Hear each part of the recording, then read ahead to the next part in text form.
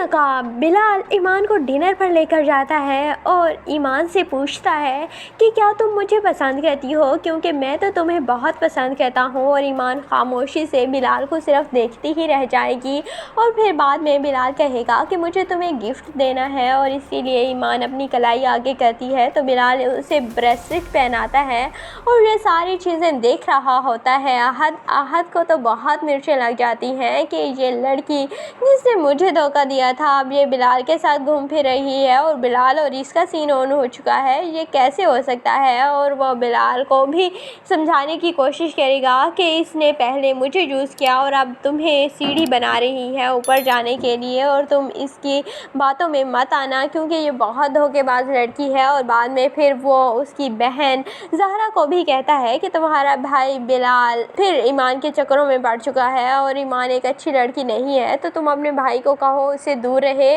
दूसरी जानिब तैमूर को तो बहुत मिर्चें लग चुकी हैं जब से ज़हरा का भाई बिलाल इतना बड़ी आर्मी लेकर उनके घर पहुंच गया था और उसका जिस तरह से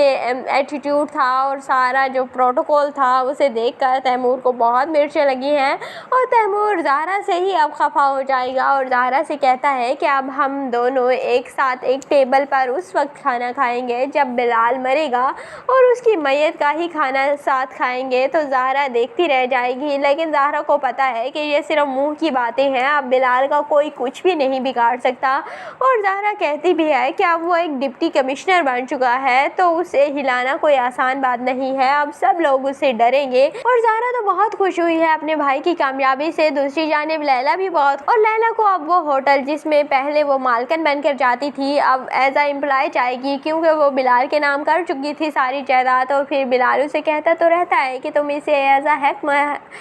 महर एक्सेप्ट कर लो, लेकिन लैला कहती है कि जब मैंने तुम्हें शोहर नहीं तस्लीम किया तो मैं हक महर कैसे ले सकती हूँ और इसीलिए ये तुम्हारा है, तुम ही लो। लेकिन लैला को उसकी माँ की तरह बाद में एहसास होगा कि उसने बिलाल से तलाक लेकर बहुत गलत फैसला किया था क्योंकि बिलाल जैसा हीरा उसे बाद में नहीं मिलेगा और तैमूर तो उसे मुँह लगाएगा नहीं। दूसरी जानिब बिलाल और ईमान के काफ़ी सारे सीन आते हैं और बिलाल ईमान से मिलता रहता है और इस तरह इन दोनों की अब बहुत जल्द शादी भी हो जाएगी। लेकिन तैमूर अब इन दोनों को जुदा करने के लिए कुछ ना कुछ तो ऐसा करेगा, हो सकता है कि वो ईमान को किडनैप कर ले, लेकिन एक असिस्टेंट कमिश्नर को किडनैप करना भी कोई इतना आसान बात तो नहीं है। आपको क्या लगता है कमेंट सेक्शन में अपनी कीमती राय का ज़रूर इज़हार कीजिएगा और अगर वीडियो अच्छी लगे तो वीडियो को लाइक और चैनल को ज़रूर सब्सक्राइब कर दीजिएगा।